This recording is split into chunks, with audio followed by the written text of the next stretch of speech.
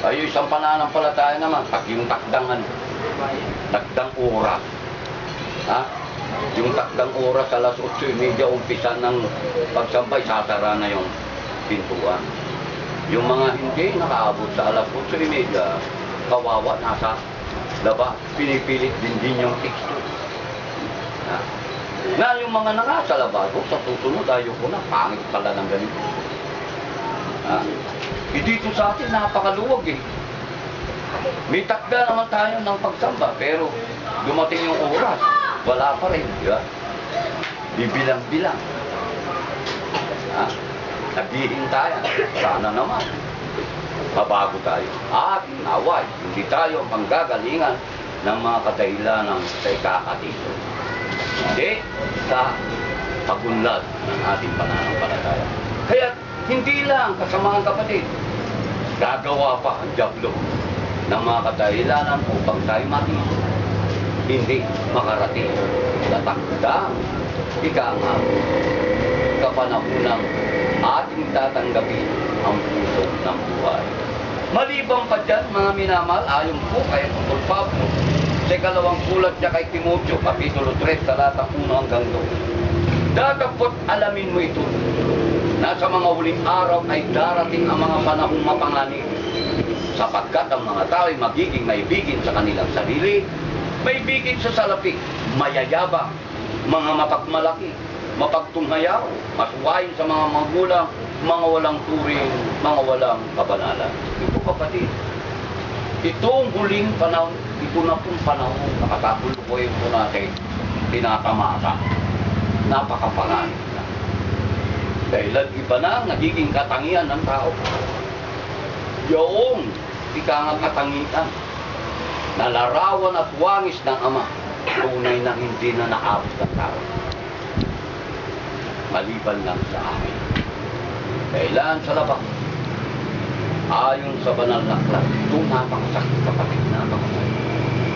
Sa mga tao sa labas, ng karyan o sambayanan na yun, mga pa. Pakita nyo kung gaano ilarawan ang banal na kasulatan ng mga tao. O pagtingin ng Panginoon, mga ari, mga baboy. Napakasakit, di ba? Ha? Napakasakit pagsabihin ng ganito. Pero makatotohanan, kapatid, makatotohanan. Dahil ayon nga po sa nabasa natin, itong huling kapanahunan na ito, yung mawalang kaalam-alam sa salita ng Ama. Tunay nga, na walang mabuting bagay at katangiang makikita mo sa o kabanalan, kuwasaan, awa, pang sarili at hindi na ika nga nagtatagumpay sa kanila ang pag-ibig. Kaya't mga minamahal na kapatid, masakit ng pero katotohanan. Aso at baboy ang tingin ng sa mga tao ng ating. Kaya sana rin, sa huling panahon na ito'y na napakapanganib, mag-iingat tayo. Sa papanong paraan na mag-ingat, ingatan mo. Pagtagumpayan mo yan. Dahil ayon nga sa ating Panginoong Kristo, sa kanyang mga alagad, tunay na inutusan, na ipangaral ng Ebanghelyo, sa gitna ng mga ganit na lubog. Pero, makapagtimtimang kang gaya ng kalapati, hindi magpagkatalino kang gaya ng ahas. Kita mo kapatid, ganit na lubong papasukan, gaya na nakikita. Hindi, mag-ingat. Dahil ang panganib, nariyan lang, pero pag ang isang tao nag-iingat, tunay na walang mangyayaring masama. Gaya sa bawat atin. Kaya't mga minamahal, itong pinagmumulan, panlalamig na ito, tunay na natin ibakli. Kung nanlamig man tayo sa kaunting panahon na nakalipas, huwag na natin gawing hindi lubusan na maging maiging sa pagluwalhati at paglingkod sa ating Panginoon at Panginoon Diyos. Ngayon, sino-sino ang matitisod pagdating ng mga kapanganiban? Sino? sa atin ang matitisod. Dahil tisod ng mga yan. Sino ngayon? Ito kapatid, ang sinasabi ng banal na aklat dito po sa Juan, mismo ang ating Panginoon Kristo, Kapitulo 11, talatang 10. Ganito po ang magtutunghayan natin. Ngunit ang isang taong lumalakad samantalang gabi ay natitisod siya sapagkat walang ilaw sa kanya. At sa 10, at sa 9, kita nyo kapatid, sumagot si Jesus, hindi bagang araw ay may 12 oras? Kung ang isang tao ay lumalakad samantalang araw, hindi siya natitisod sapagkat nakikita niya ang ilaw sa sanlibutan ito. Kahit samantalang araw, kapatid, natitisod ka rin sa mga, nahulog ka pa nga sa kanan. Paano? Iba yung tinitignan mo eh. Di ba? Hindi naman tinitignan mo yung daanan. May natatagataan pa nga. So, hindi niya tinitignan yung dinadaanan niya kung may tatawid na sakyan. Ibig lang sabihin ito kapatid, kung sino-sino matitisod sa atin. Yung lumalakad ng diin. O lumalakad sa mga hindi ibig ng Ama na lumakad tayo. O yung gumagawa ng katampalagan. O yung gumagawa ng kasamaan. Dahil ang Ama ayaw niya yan. Bakit sinabi ang lumalakad sa dilim? Meron kang alam sa mga salita ng Diyos na huwag kang hihipo sa marumi. Hihipo ka naman. Yun ang lumalakad sa dilim at natitisod. Dahil walang ilaw sa kanya. Alam nyo ang ilaw? Yan ang salita ng Diyos. Ayon sa 1:1:4, ang ilaw ng tao ay yung salita. At pag ito'y wala kayo tunay na laganap ang kadiliman at walang anumang kabanalan, katotohanan at kabutihan ang gagawin mo, ni ang ika nga pag-ugali, walang kagandang asa. Kaya ang natitisod. Kapatid, sana huwag tayo yung tao na winawag din ang kabuluhan ng salita ng Diyos. At maliban pa dyan, kung mawawala ang ilawan ng ating katawan. Ano ang ilaw ng ating katawan? Ayon kay sa ating Panginoong Kristo mismo. Ang ilaw ng ating katawan ay ang mata. Pag malinaw yung mata, tunay na nagliliwanag. Pero pag ang iyong mata ay amping kadiliman, laganap din ang kalagyan. Paanong para pag natatakpan ng anumang bagay ng masama, nagbibigay. Lalo higit, minsan dumarating yung mga bagay-bagay na hindi ibig, pero dyan natutubok ang bawat sa atin. Na tinatakpan ng mata, ayon sa katotohanan. Kaya dito kapatid, wag na wag ang ilaw mo. Dahil tayo mga anak ng kaliwanagan, di anak ng kadiliman. Na ang nagiging tanglaw natin, salita ng Diyos. Kaya pati ang mata ay malinaw sa lahat ng bagay. Dahil lang, salita ng Ama. At maliban pa dyan kung sino matitisod. Yung ika nga po ayon kay Judas Tadeo kapatid. Ganito po ang ating matutunghayan dito po sa 16. Ang mga ito'y mga mapagpulong, mga madaingin, na nagsisilakat ayon sa kanilang masasamang kita at ang kanilang bibig ay nangagsasalita ng kapalaluan, mga papakita ng galang sa mga tao dahil sa pakikinabangan. Kaya naman pala, ganun na lang ang ika nga po, kagandang akal, yung pala, merong gusto, may gusto na kunin sa iyo. Dahil na lang yung isang kapatid natin, napakapait sa lahat ng kapatid. Pero,